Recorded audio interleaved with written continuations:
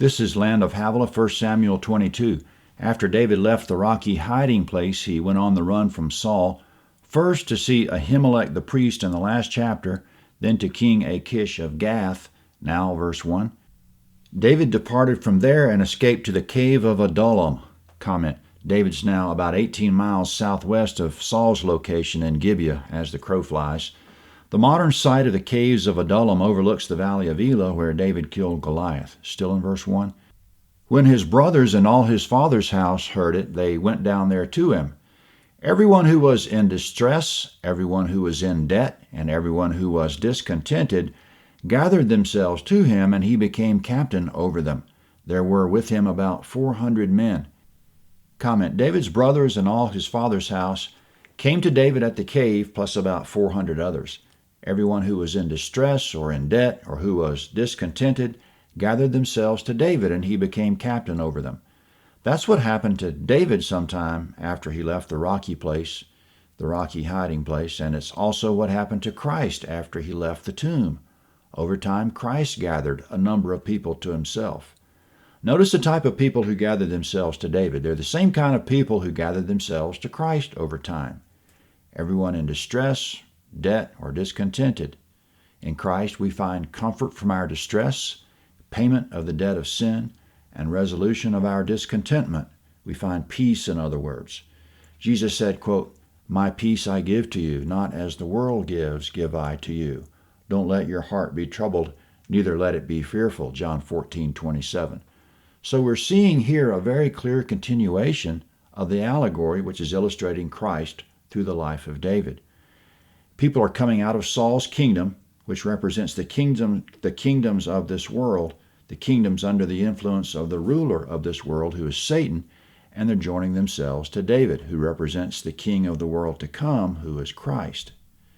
2 Corinthians 4:4 calls Satan the god of this world because so many in the world are under the influence of Satan and worship him without knowing exactly what it is they're doing. Satan is not the legitimate God, but he's the one being served by so many. Christ is the legitimate God of this world, and in the future everyone will recognize him as such. During the millennial reign, for example, and during eternity on the new earth, as Christ reigns from New Jerusalem. Until then, Christ is patiently waiting for history to play out until the time the Father makes his enemies a footstool for his feet and brings him into the fullness of his kingdom on earth. In Psalm 110:1, the Father said to Christ, quote, "Sit at my right hand until I make your enemies a footstool for your feet," end quote. In David's time, there was a mirror of that situation. Saul was the illegitimate king and David the legitimate one. While everyone held David in high regard, most people, in fact, were serving Saul, the illegitimate king. But there were a few that came out of Saul's kingdom to serve David and David alone. David had not yet asserted himself as king. It wasn't in God's timing yet for David to do so. David's patiently waiting on God the Father to hand him the kingdom, as Christ is waiting now. In the meantime, some are rejecting Saul as king and coming over to David in the same way that some today are rejecting to have anything to do with Satan, the god of this world, and are coming over to Christ. You and I have to be in that small group that sees what's going on, who recognize that Christ is the legitimate king, and we need to come over to Christ now. We must suffer as outcasts and pilgrims in this world with no real home and suffer along with Christ, the way David's men have chosen to come over to him, live with him in a cave, and follow him wherever he goes in fidelity and faithfulness outside the mainstream of society. It was all worth it to David's men because they weren't content in Saul's kingdom anyway, and it's all worth it to us because we weren't content in the world anyway.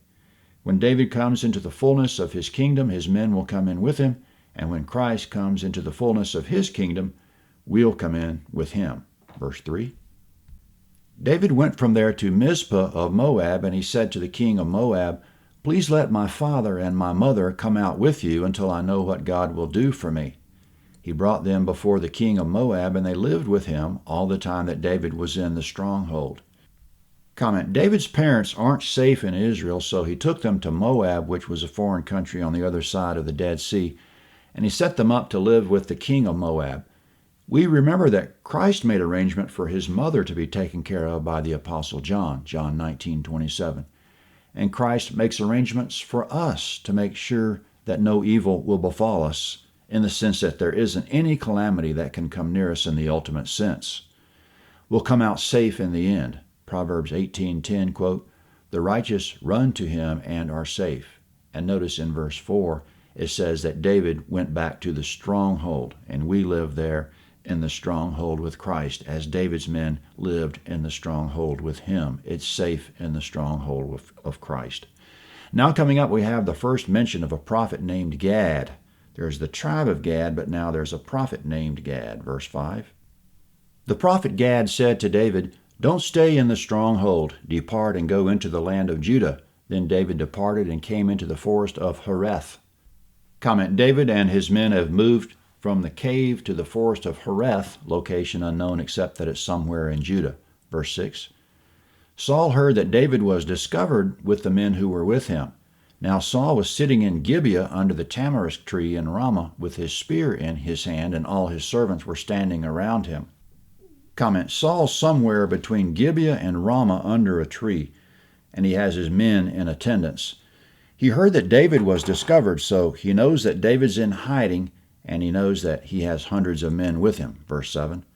Saul said to his servants who stood around him, "Hear now, you Benjamites, will the son of Jesse give every one of you fields and vineyards? Will he make you all captains of thousands and captains of hundreds, that all of you have conspired against me, and there is no one who discloses to me when my son makes a treaty with the son of Jesse?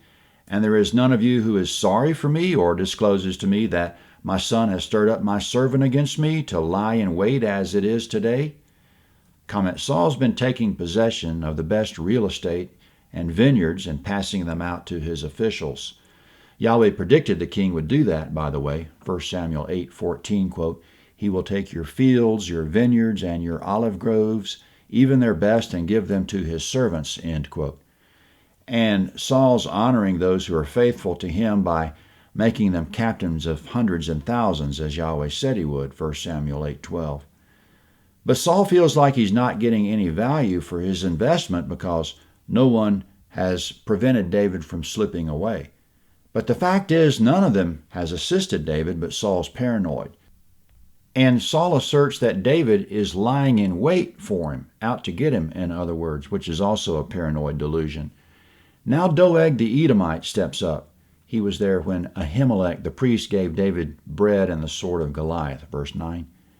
Then Doeg the Edomite, who stood by the servants of Saul, answered and said, "I saw the son of Jesse coming to Nob to Ahimelech the son of Ahitub. He inquired of Yahweh for him, gave him food, and gave him the sword of Goliath the Philistine." Then the king sent to call Ahimelech the priest, the son of Ahitub, and all his father's house, the priests who were in Nob, and they all came to the king. Comment: Saul called for Ahimelech and all his father's house, meaning all his relatives on his father's side. They're all priests and all descendants of Eli, and therefore they're under the curse of 1 Samuel 2:30 through 33. They came to Saul, and Saul's about to address Ahimelech as we go to verse 12. Saul said, "Hear now, you son of Ahitub." He answered, "Here I am, my lord." Saul said to him, "Why have you conspired against me, you and the son of Jesse, in that you have given him bread and a sword, and have inquired of God for him, that he should rise against me to lie in wait as it is today?" Then Ahimelech answered the king and said, "Who among all your servants is so faithful as David, who is the king's son-in-law, and is taken into your counsel, and is honorable in your house?" Comment: David is indeed faithful to Saul in that he's not going to take matters into his own hands and do Saul any harm or do anything to remove him from the throne. David's going to wait on Yahweh to hand him the throne in his own timing.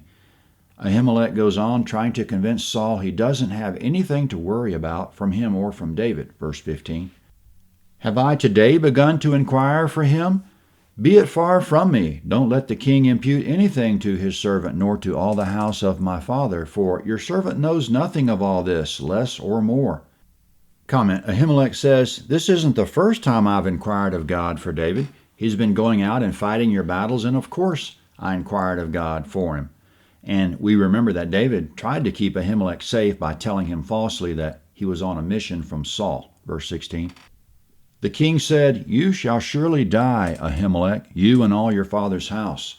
The king said to the guard who stood about him, "Turn and kill the priests of Yahweh, because their hand is also with David, and because they knew that he fled and didn't disclose it to me."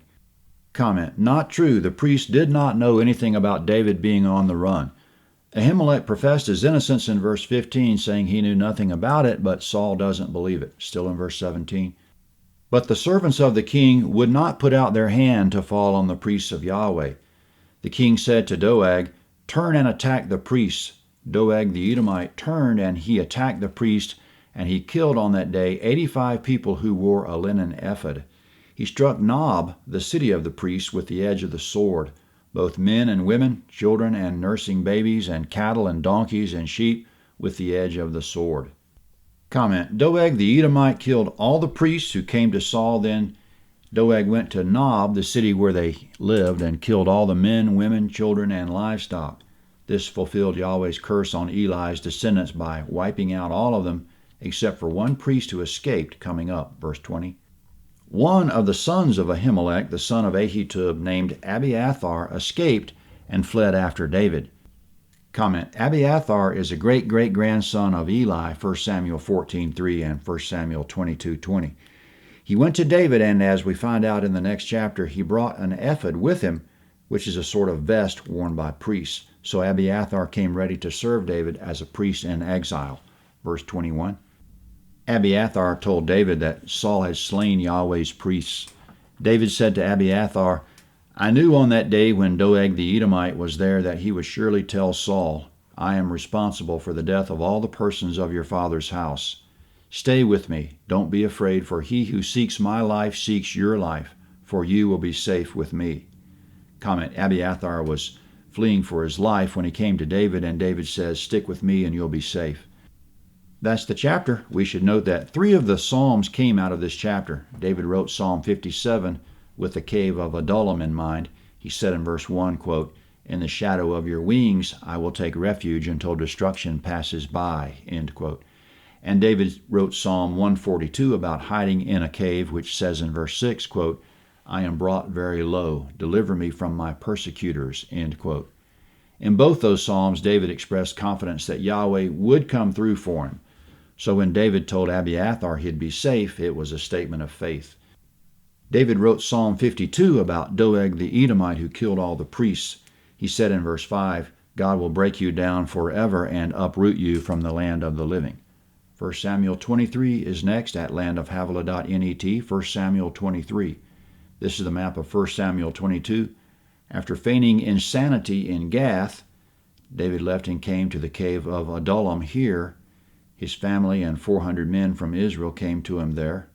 David took his parents to Mizpah of Moab. Moab is here, but the exact location of Mizpah is unknown. Then David moved his base to the forest of Hereth, somewhere in Judah.